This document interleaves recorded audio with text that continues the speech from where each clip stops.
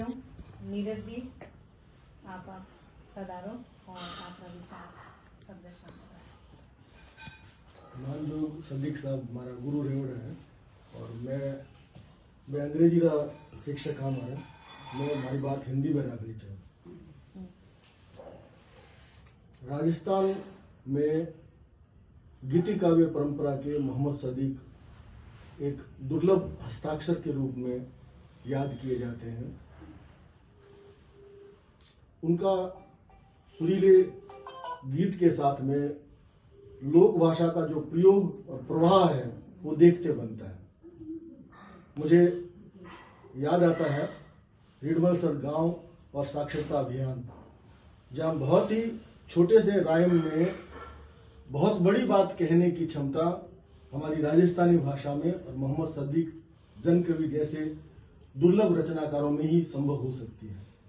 एक छोटी सी जो उक्ति है, इया किया रे भाई इया किया, ऐसे कैसे भाई ऐसे कैसे, एक लोक भाषा में जिस स्वाभाविकता से ये पंक्ति जो बड़े अर्थ की ओर संकेत करती है और लोगों को जोड़ती है, वो निश्चित रूप से रेखांकित किए जाने योग्य है।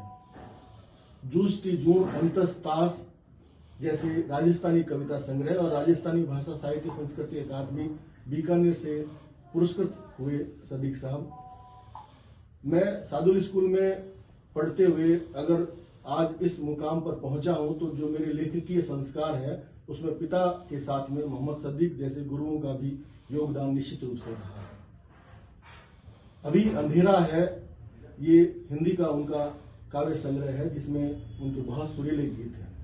इस कार्यक्रम का आरंभ जो कौसर ने किया जिस गीत से, आपको सलाम मेरा सबको राम राम, मुझे याद आता है ब्लैक एंड व्हाइट टीवी का जमाना था। उस समय दूरदर्शन से ब्लैक एंड व्हाइट टीवी में ये गीत हम सब ने सुना। ये बहुत ही सफल और लोकप्रिय गीत रहा। राजस्थान और हिंदी आलोचना का दुर्भाग्य है कि मोहम्मद सदीक जैसे सुरीले गीतकार और लोक भाषा से समृद्ध रचनाकार को जितना मान सम्मान दिया जाना चाहिए था वो नहीं मिल पाया उनको।